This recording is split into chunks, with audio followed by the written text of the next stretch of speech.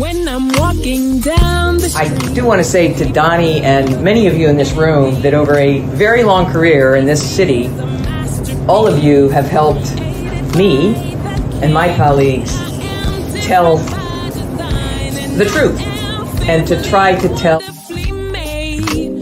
I may not look like you and you me, but my head up. I'm South Carolina, so I just. What does this event mean to you, Miss Peggy Moss? Oh, my heart. Happy 20th anniversary. My heart is about loving up on my sisters. Do you know what it feels like to have your sisters in the room? Done. And that'll be different and unique. I'm gonna be the best me I can be by letting His glory shine through. I am beautiful, I am blessed, but not just what you see in the flesh. I'm free from people, free from myself. The doctor lived next door to the janitor, to the reverend, and the lawyer. We were together. Now we get so high and mighty that you create stress for your society because you don't like poor black folks either. That's a health problem. Get yourself together so I can stop being taking care of geriatric people and get back to pediatrics. I thank you, Doni, for all you've done. Let's keep doing it for all the more. Letting His glory shine through. That'll be you, that'll be me, that'll be different and unique. I'm gonna be the best me I can be by letting His glory shine through. And I dare you, I dare you, I dare you to be you. First name's Doni, last name's Glover. Entered the winning for the long haul, baby. Now we got a story for you today. Let me tell you. Joining us is Mr. Melvin Bledsoe, originally from Memphis, Tennessee. Never been to Memphis, but it reminds me, at least what I've seen and read about, kind of reminds me a little of Baltimore. They have a strong music legacy. They've got hip hop artists. They've got the blues. I think they got a big river down there. Let me check with Mr. Bledsoe. Is there a big river down that way, Mr. Bledsoe? Yes, sir. About 300 miles long. The Mississippi River. Yes, sir. I was on the Mississippi down in New Orleans. That's a big river, man. Oh, yeah. It's a powerful river. It's probably the fourth longest river in the world. Yes, Lord. Good morning to you. How you doing? Fine, sir. How are you doing today? I'm grateful, man. The good Lord woke me up. I'm on this side of glory. So they say, I woke up, I'm winning. That is right. That's good. Something happened to your family in 2009. Tell us about it. Well, 2009, a great tragedy happened to my family. Actually, I should back up just a little bit just to tell you that my son graduated from high school and we sent him off to go to college in Nashville, which is 200 miles away. We had a dream for him that quickly turned into a nightmare. And what happened in 2009, after my son was recruited and by radical Islam, he's recruited. He was programmed and trained. He was programmed and trained to become someone who we didn't know. He even changed his name. He changed his name to become from Carlos Bledsoe to become Abdul Hakim Muhammad. He was recruited and he was sent off to Yemen to be further radicalized. When he came back to America, we did not know that he was fully radicalized, full of hate. And therefore, he went to Little Rock in 2009 to start an extension of our tour business that we have going on in Memphis. We wanted to do something good for him to try to westernize him when he came back, and did not know at the beginning that he was fully radicalized. At this time, while in Little Rock, it didn't take long for him decided that he wanted to uh, attempt to do harm to military soldiers. So he shot and killed a military soldier in Little Rock and wounded another soldier. That's what happened in 2009. And from there, my heart was broken. My mind was crying. We decided, my family, speaking of myself and my daughter, decided to do something because we had no help from no one to help us figure out what was going on and what had happened to our son. The pain we suffered and the hurt that we was going through, we didn't want to see any other family have to go through that anymore. So we started an organization called Parents for Peace. And Parents for Peace is an organization that would help others try to figure out how to intervene when people needed help like we did. You know, That's I've what happened. seen stories like this on television, but they never involve African Americans. It seemed like the stories when I would see of people whose children were sucked into this radical terrorism seemed like white kids. Yeah, I think you're probably exactly right. And that's why it was so difficult for us because this was a black young man, and it didn't seem like, excuse me, it did not seem like people cared about what happened to him.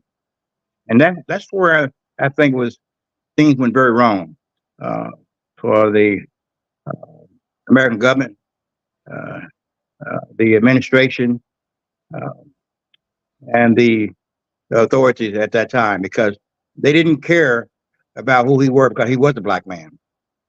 I testified before Congress in Washington in 2011 about that radicalization of American citizens. I talked about that time, 2009, when it wasn't to be talked about. It was taboo to even bring it up about radicalization in America, especially being a black man. I talked How about how real is it, Mr. Bledsoe? well, at this time it was very real, but we didn't know. And it was something that sneaked up on us, I guess, because we had no idea. We was But blindsided. it could happen to anyone. It can happen to anyone. That is true. And that's what I made clear when I testified in Washington about the radicalization hearing with Peter King, 2011, that it was my son today, which is a black man, and tomorrow it'll be your son, your daughter. Their eyes will be blue and their hair will be blonde. And that truly happened many times after. Tell me more about Parents for Peace. Is this a way of channeling? Because I can only imagine. I would I and you correct me, but it's like you've lost your son. Yes. Parents for Peace is a nonprofit organization. We started, my daughter and I, to empower families, friends, and the community to try to prevent radicalization and violence extremists from intervention programs that we raise, the public awareness, trying to make sure that the public will have a solution. Because we didn't have any clue what was going on. So now that we have a hotline, 24-hour hotline that would help people. People can call and get help on how we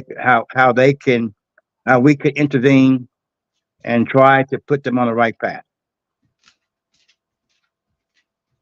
So when you see on the major news stations this October 7th event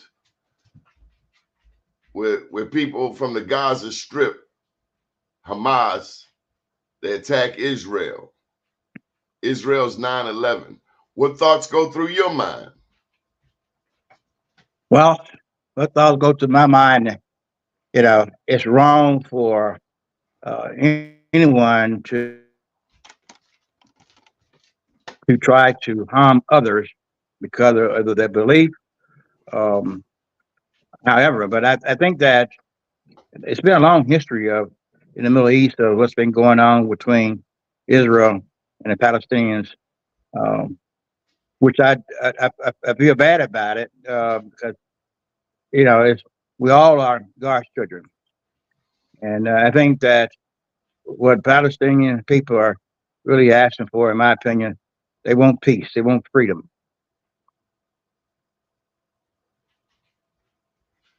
That's important. 21,000 Palestinians have been killed. 130 Israelis have been kidnapped. Yes, and it's still sad because you know even though I know it's never wrong to kidnap and harm other people, but to go out now and you're talking about 21,000 people that are dead, it's got to be a peaceful ending, a peaceful solution somewhere to be able to stop the killing of innocent people. How do you go on, Mr. Bledsoe? I go on because I know what happened to my son was, he was kidnapped too. And he was brainwashed, he was bamboozled, he was hoodwinked. The evil doers, they changed his thoughts, his behavior. They even changed his name and tried to change his culture. In so many ways they did. Only because they wanted to further their political belief. I am on a mission to help others and continue to try to help my son. He's my only son. And I know that he was a very happy kid before all this happened to him. This really do happen. And I experienced it. I can talk about it. I can tell the world about it. I know about it because I've experienced it. So you've been on TV stations all across the country, correct? Yes, sir. So I did interviews all across the country with television stations, and I've been speaking at different college campuses like Harvard, MIT, and many other countries around the country, trying to tell the world what happened to my son, and hopefully that doesn't happen to anyone else's son or daughter. So have you written a book yet? That is my intentions. I want the world to hear the true story of what happened to my son, because the true story has been suppressed. What is the true story? The true story is what really happened to my son. The American government was very much aware of what was happening to him before it happened, and the story never got told because in Little Rock courtroom, and my son was charged with a drive-by shooting as a local crime, and it was tried in a state court. And we know, and the world know, if you kill a federal soldier, it should be a federal crime, and you are shooting into a federal building.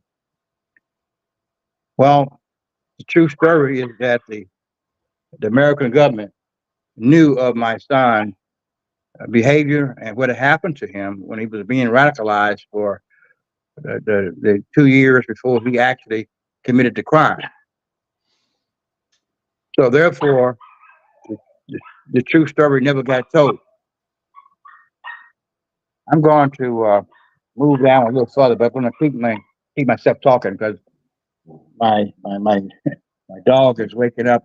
But The true story is that my son never had a trial on what happened. He never He had a never trial. he never had a trial. Well, I say, when I say that, I mean that there was some collaboration between the federal government and the state government. When the trial started, it abruptly ended. Of course, the lawyers involved, the lawyer that we hired to represent my son, was also involved in this collaboration, so that the trial wouldn't go on. It would abruptly end in a guilty plea. So the, no one got to testify. Uh, I never got a chance to testify to tell the story of what happened because we hired a private investigator to look into the matter, and we found out that the my son was recruited in Nashville by the Radical Islam and at a mosque, and that he was later sent off to Yemen. The FBI in Nashville followed him to Yemen, and while he was arrested in Yemen for having a false passport and also having a flash drive in his pocket, that when they FBI, the same people that follow him from Nashville to Yemen, they said it raised the hair on their head, what they seen on the flash drive. I found all this out after the fact. So So your point is they could have stopped it. they could have stopped it. They didn't want to stop it. They didn't want to stop it because they wanted him to lead them to the bigger person. So in my opinion, they allowed it to happen, and then after it happened, they dropped the ball because never should they have allowed him to purchase a gun in his own name at a Walmart before the shooting in Little Rock because they knew who we were. Have you talked to your son lately? I talk to my son often. I've talked to him maybe once a week by phone. Uh, Sometimes we have video visits. Um, he is right now. Um, he is doing a lot better. Uh, he realized what had happened to him. Now he was never deprogrammed after being programmed. He been trying to deprogram himself because he's not getting any help uh, from the United States. Is he still a Muslim? Still a Muslim, but he realized that there are good Muslims just like good Christians, and there are bad Muslims as well. He realized that he got uh, somehow recruited, involved with the ones who are not good. Yeah, because I don't think the good Lord would have us going right, especially the suicide bomber thing. You know, do what you want, but when you're causing harm to innocent people, I don't see what God would allow that. Yeah, I think that Or you tell somebody if you go over there and kill yourself and you blow up them 20 people, you're gonna get 72 virgins. You dead. yeah, that's what I call brainwashing, manipulation, hook-winking, So let me ask bamboozling. you this: those radical Muslims in Nashville, did they ever get pulled up, put out? I mean, seems to No, me that they would have got, you kicked them out of your country immediately. no. At this time, let me just express a little bit more. Um, this happened right after the Obama administration began in 2009. He was inaugurated into office in January. This happened in June. So, like I said before earlier, a lot of this was like taboo. You don't talk about what's really going on in America. You don't talk about radical Islam. You don't do anything that would harm American interests. But we should. Yeah, we should. That's why I say his trial ended up in a state court, and no one can figure that out. And you know, I brought that up to the attention to the public many times during the process of this going to trial. Well, Why is yeah, it? Why is? Well, what difference would it have made if it went to federal court? because the federal court, we would have been able to subpoena federal witness who knew and aware of what happened to my son way before the shooting took place in Little Rock.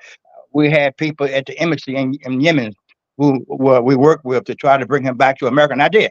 I had rattled some pots and pans in Washington with my local congressman, Steve Cohen, and at the State Department in Washington. These people was aware what was going on with my son, but they never told me.